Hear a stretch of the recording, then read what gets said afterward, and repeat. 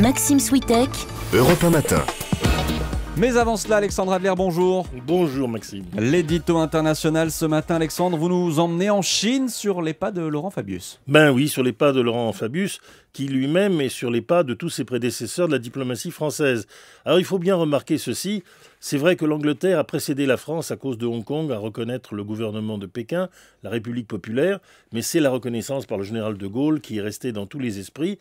La France avait une position privilégiée dans les relations avec la Chine. Bien sûr, les Chinois avaient quand même fait la part des choses depuis leur reconnaissance par les États-Unis, mais enfin, la France était leur interlocuteur. Et puis, en l'espace de quelques années, on a assisté à une dégradation sans précédent due à des incidents, les uns sérieux, les autres moins.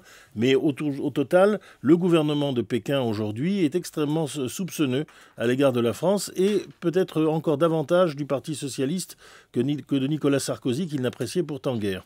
Alors, visiblement, ça pourrait s'améliorer tout doucement. Oui, ça pourrait s'améliorer.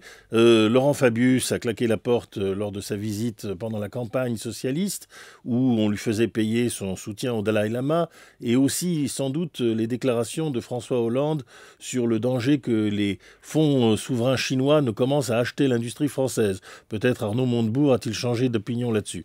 Mais en tout cas, finalement, les Chinois ont fait passer leur message, et comme toujours, lorsque le message est passé, l'heure de la détente est venue. Et Laurent Fabius, qui est en plus épaulé par le conseiller diplomatique de François Hollande, Ortiz, qui lui-même est un sinologue averti, a essayé de faire en sorte que les relations avec la deuxième puissance économique mondiale s'améliorent.